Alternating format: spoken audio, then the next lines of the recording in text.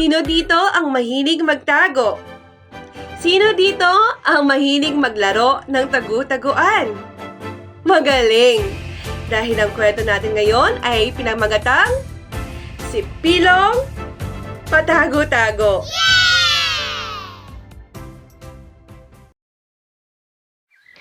Pila! Pila! Saan ka ba nagtatago? Pila! Pila! Pumasok ka na sa bahay! Maligo ka na, anak! Kanina ka pa naglalaro sa labas. Ang sigaw ng nanay.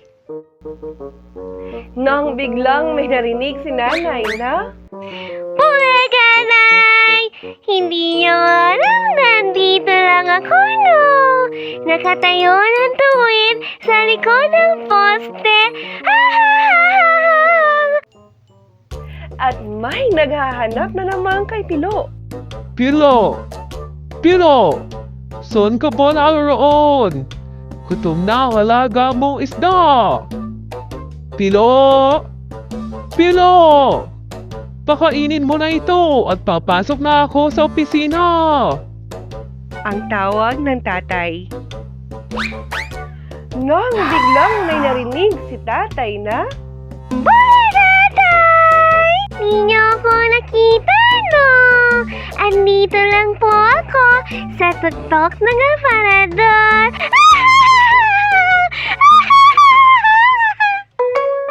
At may naghahanap na naman kay Pilo. "Pilo? Pilo! Saan ka ba nagsusuot? Pilo? Pilo! Lumabas ka na! Malamig na ang tanghalian mo! Kanina pa to nakahain sa mesa!" Nang biglang may narinig si Ate Bebang na, "Bulaga, Ate Bebe! Hindi mo ako nakita, no? Narito lang ako sa loob ng tabak na labada."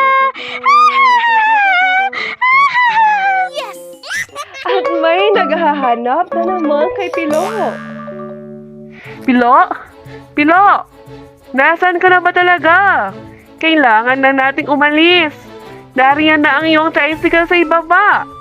Mahuhuli na naman tayo sa eskwela. Sige ka." Nang biglang may narinig si Kuya Ray na, "Bulaga! Hindi mo ako nakita, no? Nandito lang ako sa gilid ng kama." Yes!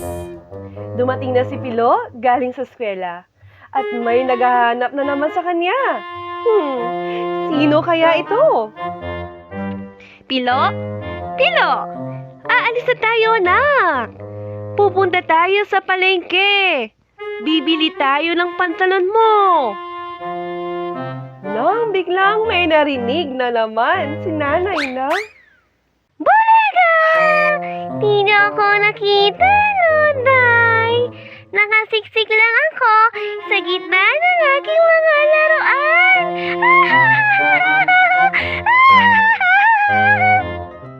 Nakarating na sila sa palengke. Hinahanap na naman si Pilo ng nanay. "Pilo! Pilo!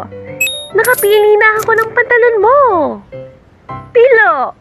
Halika na. Isukat mo ang kasya ito sa'yo. Pilo! Pilo! Nasaan ka ba talaga? Nag-aalala na ako." Ang sabi naman ni Pilo, "Bakit kaya di pa rin ako nakikita ni Inay? Ang tagal ko na nagtatago. Nakakangalay na. Isang oras na akong nakayuko. Sige na nga. Lalabas na ako sa pinagtataguan kong mga damit." Hinanap niya ng hinanap ang nanay. "Inay? Inay? Inay!"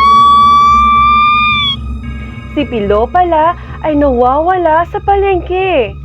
Umiyak si Pilo dahil hindi niya mahanap ang kanyang nanay. Naku! Paano na si Pilo? Maya-maya, si Pilo ay may narinig. "Bulaga! Pilo! Nandito na si nanay! Akala mo hindi kita makikita, no? Oh, sige na anak, tahan ka na. Andito na si nanay. Kaya sa susunod ha, huwag ka nang magtatago kung saan-saan. Okay?